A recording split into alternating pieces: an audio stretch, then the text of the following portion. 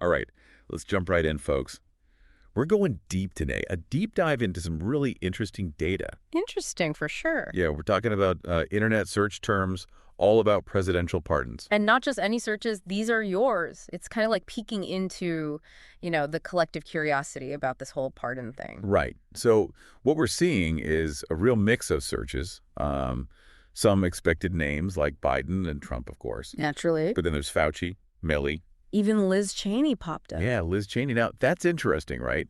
Because we usually think of pardons in a very specific context. Exactly. And the fact that you're searching for these figures who aren't typically associated with pardons tells us something. It tells us you're thinking outside the box. Right. You're looking at the bigger picture, the potential scandals, the events that could lead someone to need a pardon in the first place. And speaking of events, can we talk about the searches for January 6th pardons? Oh, yeah. And preemptive pardons, too. Sounds like a political thriller, right? It does. Okay, so we've got these clusters of searches.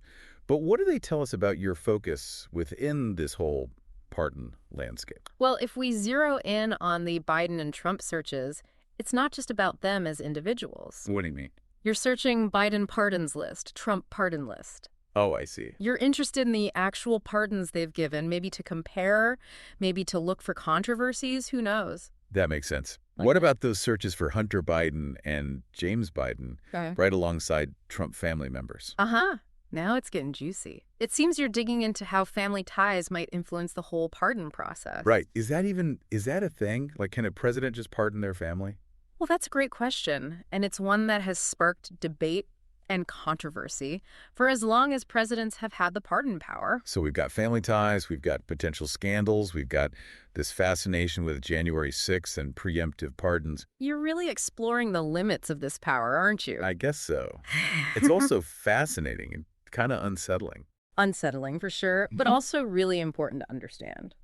All right, so we've laid the groundwork. We've got the big names, the potential scandals, the intrigue of family ties, and this deep dive into the legality and the limitations of preemptive pardons.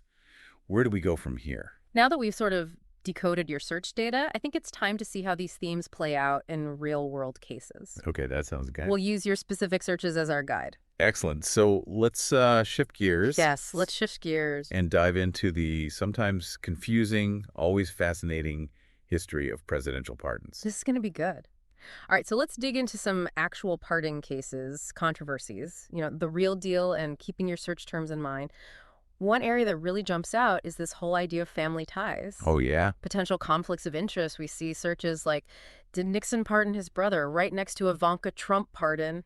It's like I'm searching for a pattern, right? Like, have presidents always used pardons to help out their family?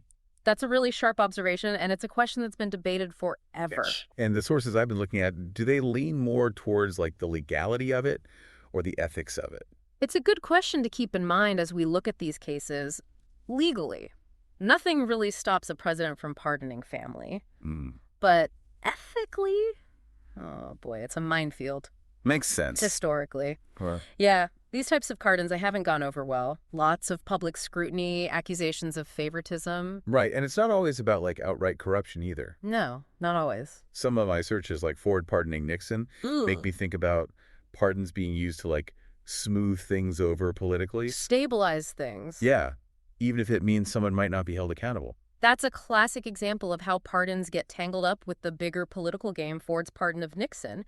Super controversial, but maybe, just maybe, it helped the country move on from a really tough time. You've got me thinking now. And you've also got searches for Clinton pardons Mark Rich. What was Scooter Libby pardoned for? Right. Those are cases where people really argued about the reasons behind the pardon. Yeah, okay, so family ties, political maneuvering, those are definitely on my radar. But there's this other group of searches I can't ignore. Let me guess, January 6th. Bingo. Searches like Trump pardons January 6th list. Can Biden overturn pardons? Heavy stuff. It feels like I'm trying to wrap my head around the legal fallout from that day. And that's where your searches point to this fascination with the limits of presidential power. Can a pardon cover actions tied to an insurrection? Can a future president undo those pardons? These are questions that legal scholars are wrestling with right now.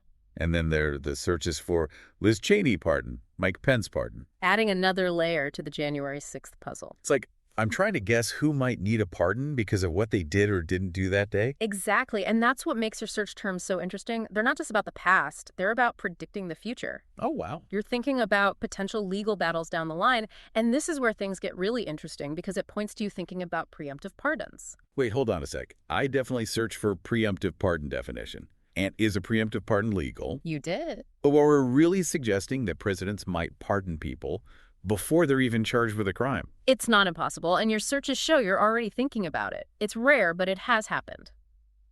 President Carter, for example, he gave a preemptive pardon to Vietnam War draft dodgers. Huh. I didn't know that. So I guess I'm trying to figure out if there's a precedent for using preemptive pardons in situations like January 6th. Which leads to the big question. What do your sources say about whether preemptive pardons are even allowed, especially in cases that could mess with the peaceful transfer of power? That's a good way to put it. It's not just about the pardon power itself. It's about how it affects democracy and the rule of law. It's like I'm starting with specific cases, but then getting to these bigger questions about what presidential pardons are really for and how they could be misused. You're peeling back the layers of a very complicated onion, starting with names and events, but getting to the core of what pardons tell us about power, justice, accountability in our system. So we've talked about family ties, political scandals, the legal maze of January 6th, and this whole preemptive pardon thing. What's the next layer of the onion? What's next? Well, you're clearly interested in preemptive pardons and how they might be used in the future. Sure. So I think it's time to explore what this means for presidential pardons as a whole, how they might change in our political landscape. Okay, let's do it. I'm ready to put on my future predicting hat and see what we can learn. All right, so we've traveled through history, dodged political landmines, and landed right in the middle of preemptive pardon territory. But where do we go from here? Like, what does all this tell us about the future of presidential pardons? Well, one thing that really pops out from your searches is this constant curiosity about the legal limits of this power. You know, you've got searches like, can the Supreme Court overturn a pardon, and limits on presidential pardon power. I see where you're going with this. It's like I'm sensing this shift. Like people are more aware of this pardon power, and they're not just taking it at face value anymore. Right. Especially after everything that's happened, people seem less willing to accept it as this absolute untouchable thing. It's like we're not just blindly trusting anymore. We're asking questions. And that's a good thing. That questioning, that's reflected in the search trends. We're seeing more and more searches for pardon process explain, or how does a presidential pardon work? People want to understand the nuts and bolts, see where things could go wrong, figure out who's keeping things in check. Exactly. And it's not just the legal experts or political nerds who are paying attention. Oh, I see it too in my searches. Things like what happens after a presidential pardon, or can a pardoned person run for office? Those are questions that everyday people have, which means this isn't just some insider baseball conversation anymore. This is about how our democracy functions. So pardons are a much bigger deal than we might realize. They have real consequences for people's lives and for how our government works. So what does this mean for the future? Are we going to see presidents using this power more or less? That's the big question, isn't it? And it's tough to say for sure. But based on your searches and what we're seeing in general, there are a few scenarios to think about. Okay, hit me with those scenarios. Well, one possibility is that presidents become way more careful with pardons, especially when things are politically charged. You mean less likely to do preemptive pardons or to pardon someone if it looks like they're trying to avoid justice? Exactly. They'll be more sensitive to how things look to the public, knowing that pardons can backfire big time. Oh, it's what else? Another possibility is that we see more legal battles over pardons, with the courts stepping in to set clear limits on this presidential power. You search for, can a pardon be challenged in court, and judicial review of pardons. Right. So it's not just up to the president anymore. The courts might have a say in how this all works out. And then there's the wild card scenario. Uh-oh, this sounds ominous. What if pardons become even more political? Used as favors for friends, punishment for enemies, or even a way to get around the law entirely. That's a pretty scary thought, like turning this power into a weapon. It's a possibility, and given the state of things right now, we can't ignore it. But here's the thing. Those scenarios I mentioned, they're not mutually exclusive. We might see bits and pieces of all of them happening at the same time. So it's messy, unpredictable. But what can we do about it? How do we make sure this pardon power isn't abused? It all comes down to awareness, education, and being engaged. When people understand the history, the legal side of things, and the potential for things to go wrong, then we can hold our leaders accountable. It's a reminder that we're not just sitting on the sidelines. We can shape how our democracy works, even in complicated areas like presidential pardons. Exactly. And that's why this whole deep dive has been so valuable. It all started with your search terms, but it's turned into something much bigger. It's been eye-opening, really. We went from simple searches to talking about the very foundation of our legal system and our government. And as we wrap things up here, I'd encourage everyone listening to keep learning, keep asking those tough questions, and be part of this conversation about presidential pardons. It's a conversation that matters now more than ever, and it's going to shape the future of our country. Thanks for joining us on this incredible journey into the world of presidential pardons. It's been a fascinating deep dive. Today is your lucky day. Today is the day that our $3 website works for you, paying you directly to your PayPal daily. Imagine $3 ongoing continuous payments to your PayPal account. Imagine falling asleep and waking up to $300 in your PayPal account.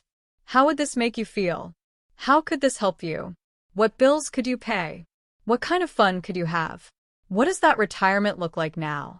All for a one-time payment of $3. This website is DFY done for you, fully built and completely hosted, and never stops collecting payments for you. You have spent $3 on coffee on a regular, but that coffee won't help you create multiple streams of income. Click the link below.